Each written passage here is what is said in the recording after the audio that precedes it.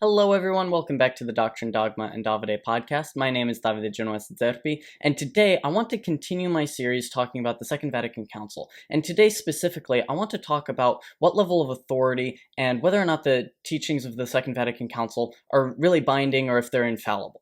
Because before we get into the specifics of what the Second Vatican Council actually teaches in the consular documents, it's first necessary to understand the level of authority with which those documents are speaking. Because there are those who believe that when the Second Vatican Council is speaking on faith and morals, that it is indeed speaking doctrinally and therefore infallibly. But there are also others who assert that the Second Vatican Council was never actually intended to be a doctrinal or a binding council, but that it was instead a pastoral council that did not concern anything infallible, and that therefore the documents of the Second Vatican Council are fallible and could contain error and need not necessarily be adhered to and believed in by every Catholic. Those who take that position that the Second Vatican Council wasn't actually dogmatic or binding in any way have a few arguments by which they justify their conclusion. The first argument that some people use to justify this position is the opening speech that Pope John the 23rd gave when opening the Second Vatican Council.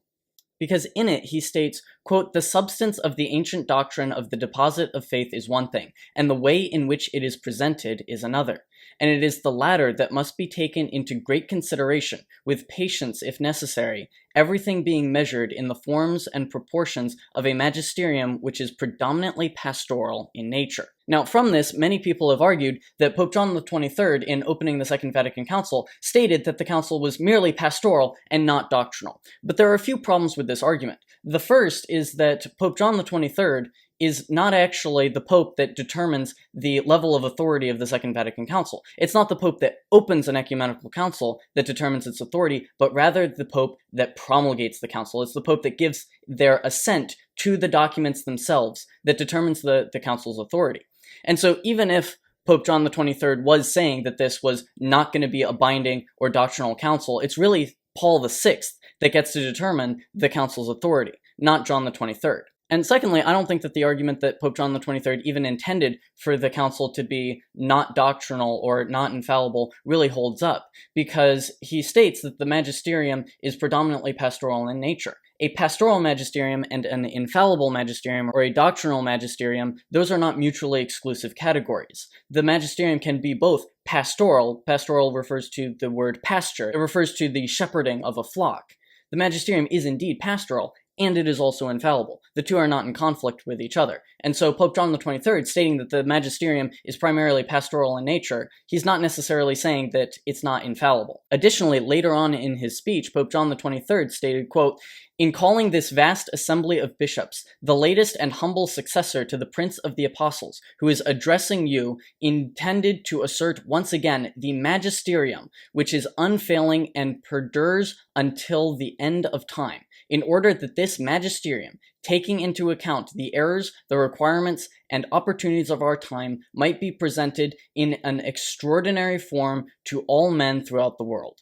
And so Pope John the 23rd is explicitly stating that he is invoking not just the infallible magisterium, but the extraordinary form of the magisterium. And so Pope John the 23rd is expressing that this will indeed be a binding and a doctrinal council concerning faith and morals, and in fact concerns not just the ordinary and universal magisterium, which is infallible, but the extraordinary form of the magisterium. But once again, Pope John the 23rd, he's not the one that actually determines the council's authority. It's Pope Paul VI.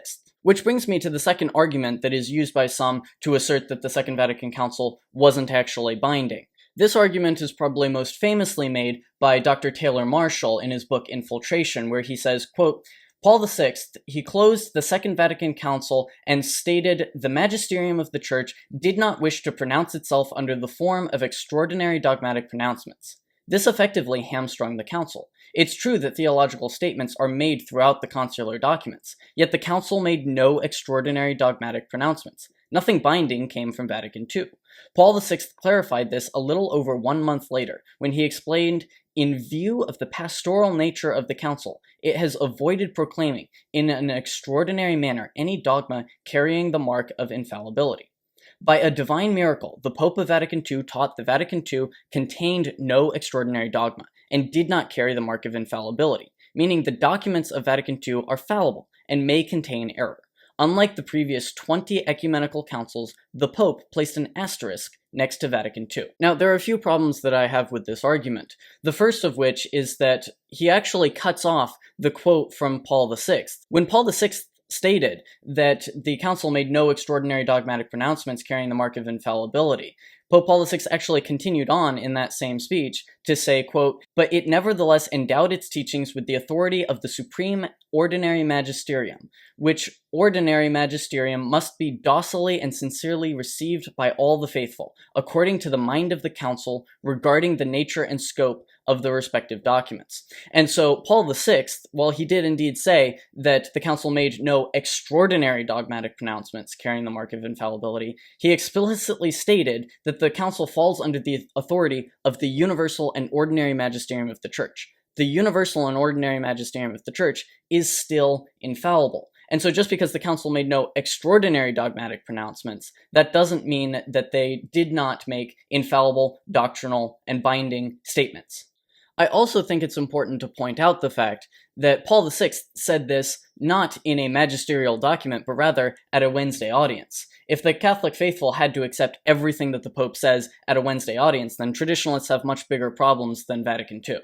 Now, the third argument that people will use to assert that Vatican II wasn't actually binding is a theological note that was added to Lumen Gentium, the Council's dogmatic constitution on the Church. The theological note states, quote, "Taking consular custom into consideration, and also the pastoral purpose of the present Council, the Sacred Council defines as binding on the Church only those things in matters of faith and morals which it shall openly declare to be binding. The rest of the things which the Sacred Council sets forth, inasmuch as they are the teaching of the Church's supreme magisterium, ought to be accepted and embraced by each and every one of Christ's faithful according to the mind of the Sacred Council. The mind of the Council becomes known either from the matter treated or from its manner of speaking, in accordance with the norms of theological interpretation."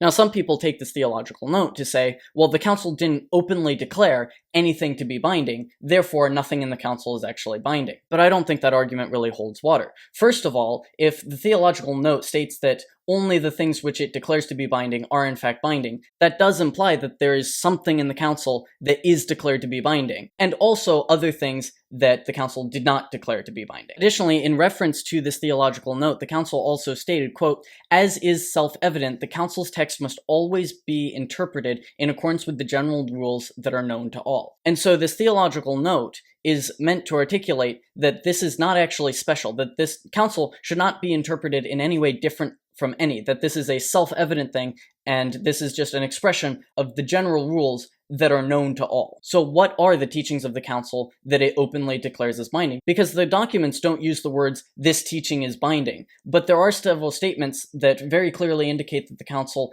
is speaking infallibly and doctrinally, and therefore bindingly. The most obvious example of this are the two dogmatic constitutions, namely that of Lumen Gentium and Dei Verbum. By declaring both of these documents to be dogmatic constitutions, it necessarily means that the council is openly declaring them to be binding. This is made especially clear by the way both of these documents are closed out. It states, quote, "Each and all of these items which are set forth in this dogmatic constitution have met with the approval of the Council Fathers, and we, by the apostolic power given us by Christ, together with the venerable Fathers in the Holy Spirit, approve, decree, and establish it, and command that what has thus been decreed in the Council be promulgated for the glory of God."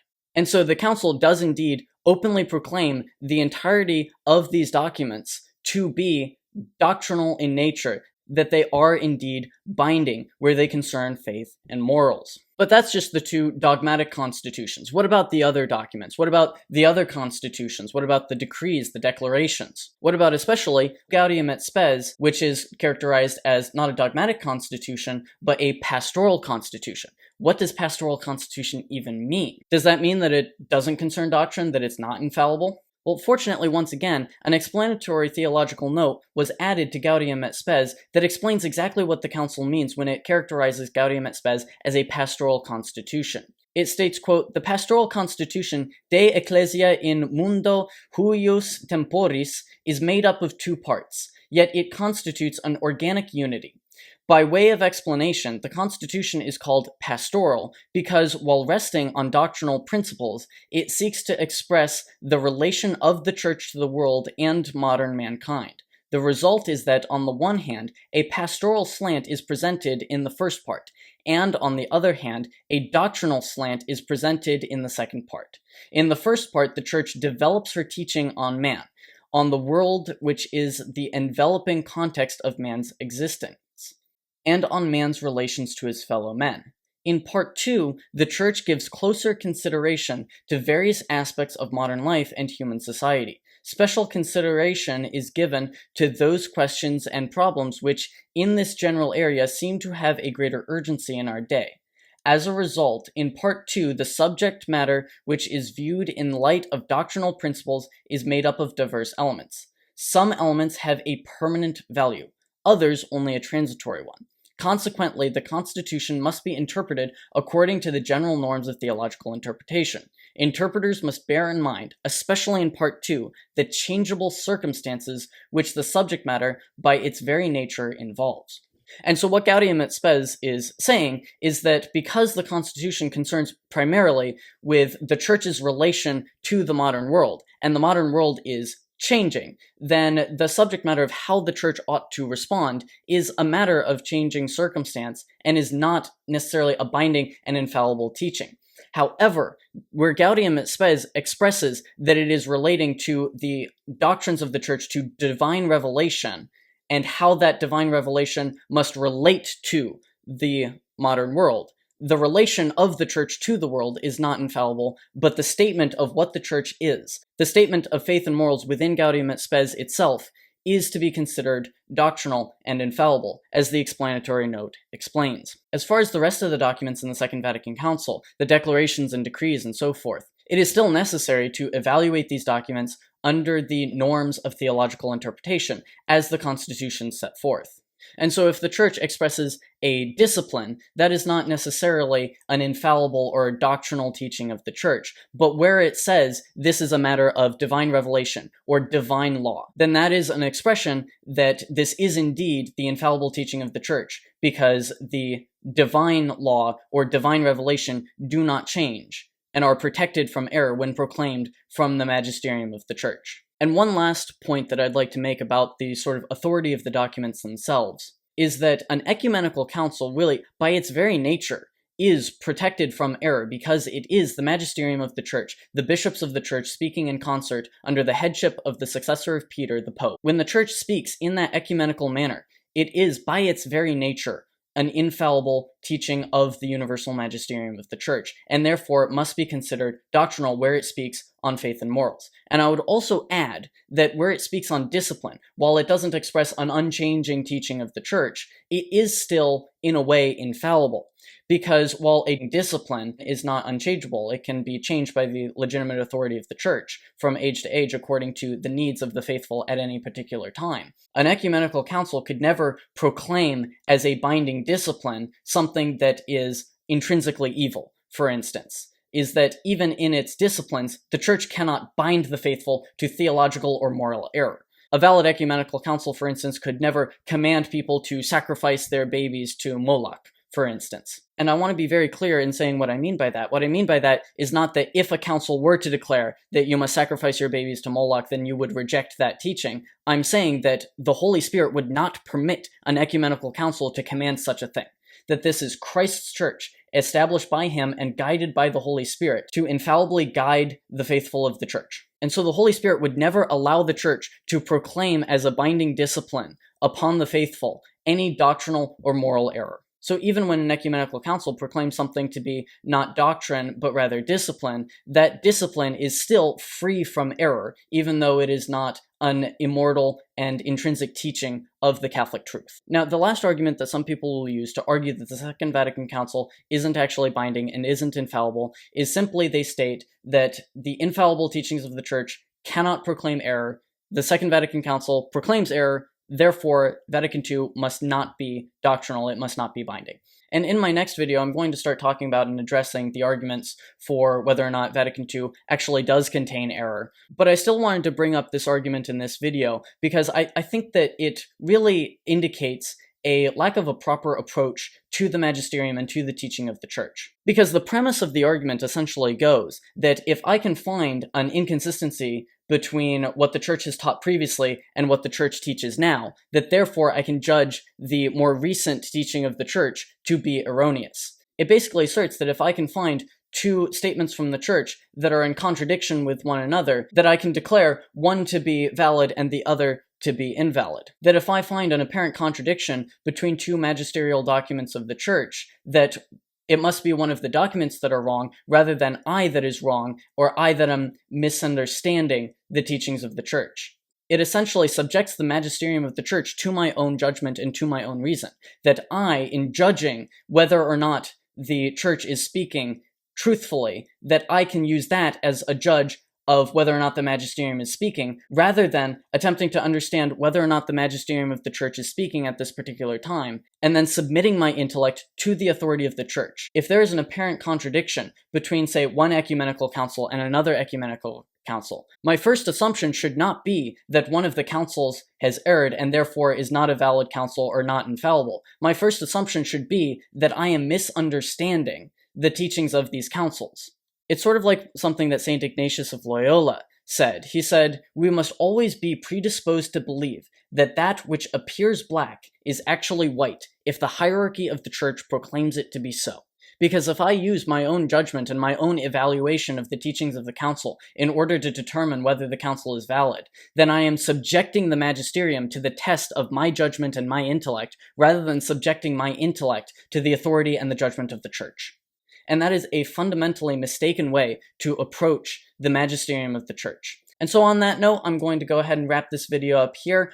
I hope that it was spiritually fruitful for you. If it was, be sure to like, comment, do whatever it is that people of the internet do. And if you have any questions or objections or think that I might have missed something, please feel free to put those comments down in the description. And if you have any questions or objections, or you think I may have missed or overlooked something, please do put those in the comments down below so that I can read them and look into them. But thank you so much for watching, and I will see you all next week. God bless you.